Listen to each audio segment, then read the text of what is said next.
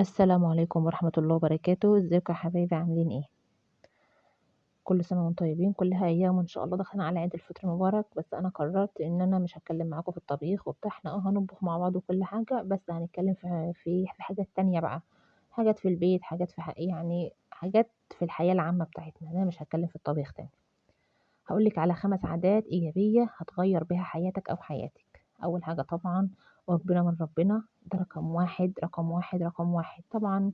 احنا كلنا عارفين ومجتمعين ان البركة بتيجي لما بنقرب من ربنا، الخير بيجي لما بنقرب من ربنا، الرزق بيجي، الصحة، البركة في الولاد، في المال، في كل حاجة. دي حاجة احنا طبعا ما بنختلفش عليها خالص، ده لأن ده محور حياتنا. دي طبعا رقم واحد. وديت من الحاجات اللي هنحطها في كل حاجة، لأن دي أساسيات.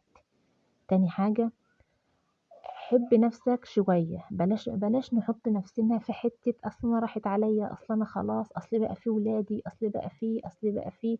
لأ، حبي نفسك يعني. اعملي لنفسك ساعة في اليوم تقعدي فيها مع نفسك، اشتري لنفسك حاجة انت بتحبيها، اعملي حاجة انت بتحبيها لنفسك. مش كل حاجة مثلا ولادي أهلي كده، لأ. أولادي وأهلي وكل حاجة وحواليا وكل حاجة، بس برضو لازم يبقى في مساحة بتاعتي، يبقى في مساحة ليا، يبقى في حتى ولو ساعة في اليوم دي بتاعتي. قسمي يومك كده، يومك كله مشغول، أنا واحدة بشتغل مثلا ويومي كله مشغول مع جوزي مع ولادي مع أهلي مع يبقى في ساعة في اليوم ده بتاعي، ما يبقاش كل اليوم خلصان كده. لأ، أقعد فيها بقى مع نفسي، أعمل حاجة أنا باحبها، أخرج خروجة أنا باحبها، أشتري حاجة أنا باحبها. دي رقم 1 عشان تقدري، وده هيعود على الأطراف التانية بشكل إيجابي برضه. دي رقم 1. يا رب رقم 2. رقم 3، عايزة أقول لكم إن العطاء بزيادة عن اللزوم بيعلّم الأنانية، بيعلّم ولادك الأنانية، بيعلّم اللي حواليك الأنانية، بيعلّم جوزِك الأنانية. شوية وهتلاقي كل اللي حواليكِ دول بيقولوا لِك أنتِ ما عملتيش حاجة أصلًا، رغم إن أنتِ ضاغطة على نفسِك وجاية على نفسِك ومانعة نفسِك وشايلة من نفسِك وشايلة من وقتِك ومن صحتِك وضاغطة على نفسِك، بس في الآخر أنتِ ما عملتيش حاجة. هيبقى ده كله بيبان تحت بند إن هو حاجة طبيعية. دي رقم 3، بيعلّم الأنانية مع أي حد بقى، خصوصًا في المحيط البيئة اللي أنتِ عايشة فيها. رابع حاجة، نكران المعروف، ودي أكتر حاجة بتضايقني جدًا، لإن مش كل الناس اتربت زيك، مش كل الناس عرفوا يعني إيه صح ويعني إيه غلط ويعني إيه أصول ويعني إيه أقول ويعني إيه ما أقولش ويعني. في ناس عندهم كل حاجة مباحة، وبالعكس بقى بيطلّعوا عدم تربيتهم والنقص اللي عندهم عليك. فنكران المعروف، لو فكرت في يوم تعمل حاجة هي تبقى واهبها إن هي عند ربنا وبتعمل عشان خاطر ربنا، يا ما تعملش، لإن في الآخر هيقول لك أنت ما عملتش حاجة، أنت ما عملتش حاجة، وساعتها الكلام ديّة هيزعّلك جدًا وهيضايقك وهيخلّيكِ في مكان تاني أنتِ ما تحبيش تكوني فيه.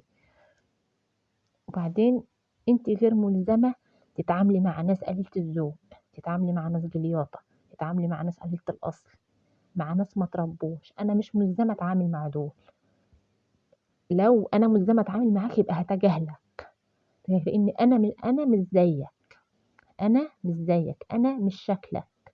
فكل واحد فينا، أنا خلاص أنت بني آدم فيك الصفات دي وأنا مش شكلك، يبقى ابعد عنّا. وبعدين أنا مش ملزمة، مثلًا أنتِ ملزمة تعاملي فلان، ملزمة تعاملي أصلهم قرايب، ملزمة تعاملي حماتِك، ملزمة لأ، أنا مش ملزمة، أنا مش ملزمة أتعامل مع حد مش مريحني نفسيًا. يبقى دي رابع حاجة، أنا باقص الحتّة دي من حياتي، باقصها. خامس حاجة ودي الأخيرة، ترتيب الناس في حياتِك، كل فترة لازم تعمل ترتيب لحياتك، ترتيب للناس، في رقم 1، في رقم 2، في رقم 3، وواحد أنت كنت حاطّه، أو شخص مثلًا أنت كنت حاطّه في حاجة رقم 1 وهو بمواقفه وطرقه نزل بقى رقم 10. ما ينفعش مثلًا لمجرد إنه اتعامل معاك مرّة تانية بعدها حلو، تقوم شايله تاني من 10 رافعه فوق، لأ ما ينفعش. هو نزل ما ينفعش يطلع، لإن الإنسان بيبان بجد ساعة الغضب وساعة الزعل، بيطلّع اللي جواه من ناحيتك، إنما ساعة وإحنا حلوين مع بعض دي مش محبة. أنا أعرفك ساعة الغضب، ساعة الأزمة، ساعة لمّا أقع، ساعة لمّا أتخانق معاك هاعرفك، واعرف انت بتقول لي ايه. انما واحنا علوين لا، دي مش معرفة. فرتبي الناس في حياتك، رتبيهم، واللي ينزل من مكانته ما تطلعيهوش تاني. حتى لو اضطريتي بعد كده تتعاملي معاه عشان انت مثلا مجبرة تتعاملي معاه، اتعامل معاك بس ليك مكانة عندي. خلاص انت وقعتي فيها خلاص، لحد ما يجيلك فترة وهشيلك من عندي خالص. لو عجبكم الفيديو اعملي متابعة للقناة ودوس لايك.